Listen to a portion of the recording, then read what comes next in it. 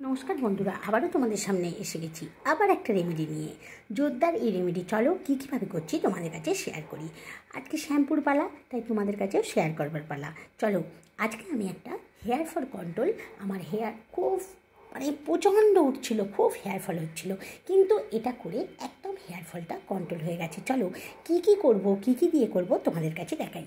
মেথি সারা রাত ভিজিয়ে রেখেছিলাম, এখানে অ্যালোভেরার পাতা এইভাবে কেটে নিয়েছি, দেখো টুকরো টুকরো করে কেটে নিয়েছি। এখানে দই, ঘরে পাতা টক দই নিয়ে নিয়েছি। আর কী দেবো চলো, আমি পেঁয়াজ নিয়ে নিয়েছি। পেঁয়াজ তো জানোই, পেঁয়াজের রস আমাদের চুলের পক্ষে কতটা উপকারী, তাই এই প্যাকের মধ্যে আমি পেঁয়াজও দিয়ে নেবো। চলো এগুলো সব মিক্সির মধ্যে দিয়ে নেব।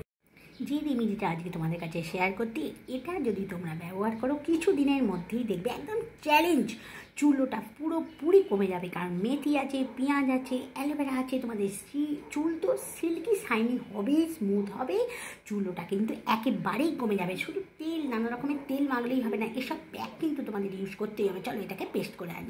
মিক্সিতে দিয়ে পেস্ট করে নিয়ে চলে এসছি। এর মধ্যে এবার কী মেশাবো আরও জোরদার করার জন্য, চলে দেখো দিয়ে দিচ্ছি ক্যাস্টর অয়েল।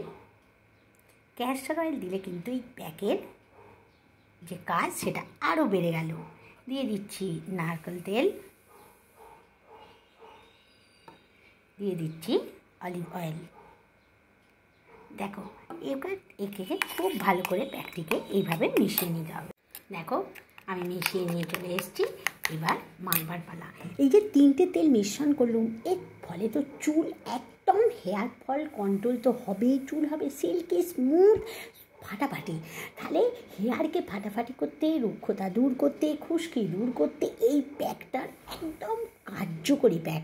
তাহলে বন্ধুরা একটুও দেরি না করে প্যাকটা তাড়াতাড়ি বানিয়ে ফেলো আর মাথায় অ্যাপ্লাই করে ফেলো। একটুও দেরি করো না, একটুও ঝামেলা লাগবে না। আমারও প্রথম ঝামেলা লাগতো, কিন্তু যখন আমার হেয়ারটা একদম হেয়ার ফল কন্ট্রোল হয়ে গেছে আর ঝামেলা লাগে না। মাথায় খুশকিও একেবারেই থাকবে না, ছোটো ছোটো হেয়ারে মাথা ভর্তি হয়ে যাবে। প্যাকটার মধ্যে এমন কিছু নেই যে চুলের যাতে কাজ করবে না। তাহলে বন্ধুরা আমি এতটাই জোর দিয়ে বলছি, কী করবে বলে দিই। চুলটাকে খুব ভালো করে আঁচড়ে নিও, পরিষ্কার চুলের মধ্যে আগে স্কাল্পে, তারপর সমস্ত চুলে লাগিয়ে রেখে 1 ঘন্টা রাখো। 1 ঘন্টা রাখলে খুব ভালো হয়, না যদি সময় থাকে তাহলে 30 মিনিট লাগিয়ে রেখে তারপর শ্যাম্পু করে চুলের মধ্যে কন্ডিশনার করো, স্কাল্পে নয়।